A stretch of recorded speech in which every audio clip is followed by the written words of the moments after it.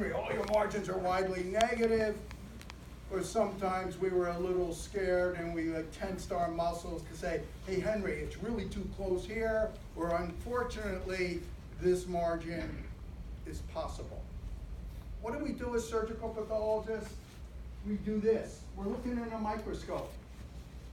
We're looking at really high power in relationship to Henry. What do we see? It is digital, pixelated, but one of the things as surgical pathologists we do as we spend hours looking under the microscope, we look at colors. We assess the meaning of colors. We have shades of pink. And I don't know if you're aware of what pink is felt to engender in people, love of oneself. Did Henry love himself? Yes, I think he did, but at the same time, he also was very critical of himself, always trying to get better. It also reflects the love of others. Did he love others? Certainly through his patient care, his family, his colleagues, without a doubt. But he was the kind of person who would really let you know, whether for that 5 minutes, 10 minutes, a week or 2 weeks, he didn't love you. If you understood that, sometimes you could figure out why, sometimes it was a little confusing. As we move to lower power, we see more color, the shades of brown, that's dependability, steadfastness. And when you think about Henry, if you worked with Henry like Dempsey was referring to, he would come in every single day. I worked my ass off, but he was like it was unbelievable that it was so dependable. Even when he stopped taking care of patients for decades, he would continue to come in and do his thing.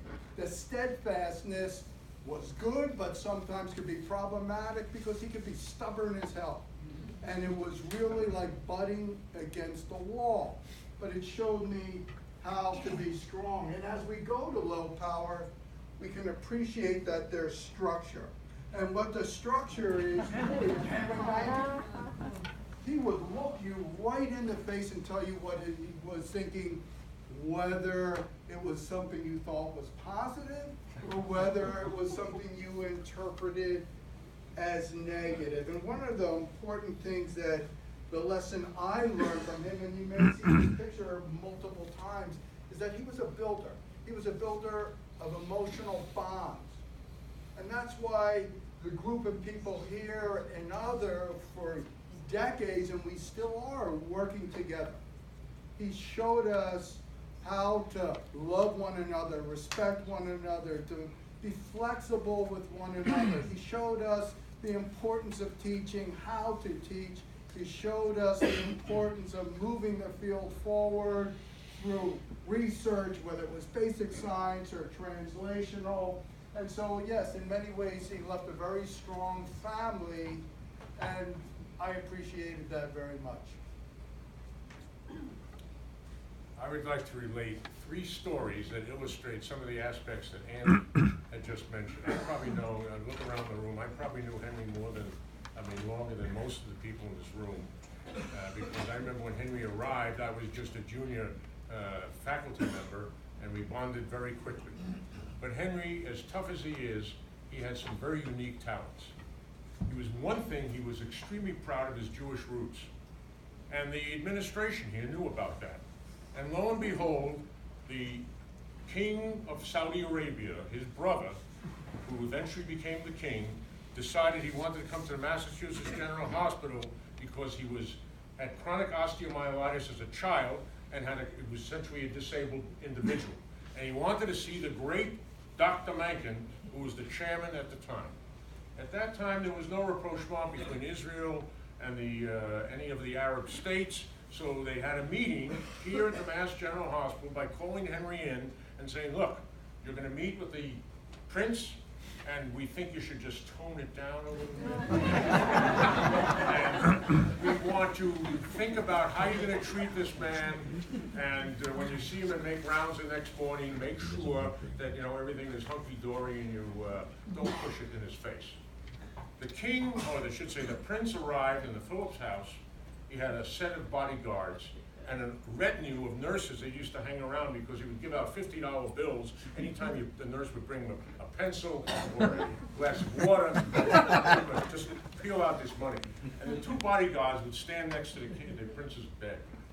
And I was part of that retinue because when Henry made rounds, he usually had about 20 people. He had residents, he had fellows, he had people like myself, he had some of the radiologists, and we all were coming in, and sure enough, the door is closed, and we're waiting for the great Dr. Mankin to appear in the hall and open the door to the prince. And sure enough, there was a knock at the door. Henry knocked at the door, and I looked, and Henry was gone. What had Henry done was he got onto his knees, opened the door, looked in and goes, "Hello, Prince!" The prince jumped out of bed, and they both embraced and kissed each other. Henry knew how to break the ice. They became close friends, and essentially he just was able to bond with this fellow, and it goes just exactly along with what Andy said. Tough as nails, knew how to bond. The second story is Henry shows his self-deprecation. He had introduced a woman who was the chairman of surgery at the University of Colorado Veterinary School named Sue LaRue. How can you go wrong with a name like that? And Henry had to introduce this lady to a group of oncologists because she came here to study the sarcomas that occur in dogs, particularly if she had a large colony of beagles, and they were going to work on osteogenic sarcoma of the beagles. So I could see Henry writing his notes. He used to write notes to himself on a piece of paper, sometimes keep it in his pocket. And I knew that that was the time to go to the back of the room and stay by the door. I knew what was going to happen. I didn't know how it was going to happen, but I knew it was going to happen. And sure enough, Henry gets up. He says, "I'd like to introduce Sue LaRue." And then he says, "When I had my first baby, my daughter, my mother-in-law came over to me and said, 'Henry, you gave me a granddaughter. That's wonderful.'" And Henry smiled. And then he said, "When my first son came along, my mother-in-law came over and she said, 'Henry, you gave me a grandson now. That's wonderful.' And then when my third son, or my second son, my third child came over, my mother-in-law came over to me and said, 'Henry, you're an animal.'" And that's why I'm qualified to introduce Susan.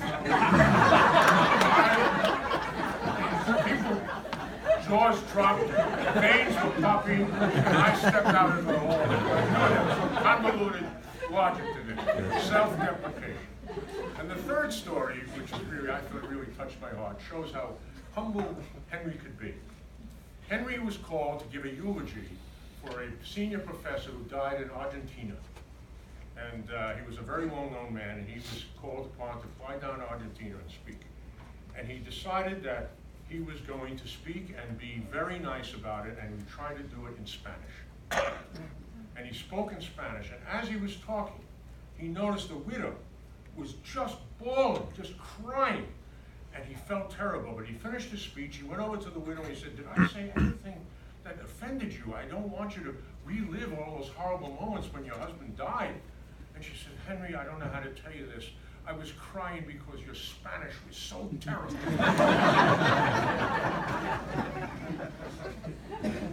Only someone like Henry Mankin can get away with these kinds of stories. And you already saw some of the gloss about other stories that Henry was like. He was totally unpredictable. But the one thing he had a laser focus. He always cared about how humans felt. And his primary responsibility was, from his tradition, his Jewish tradition, that to save a life was to save the world. And so in Henry's tradition, I would simply say, may his name live on for a blessing. Amen.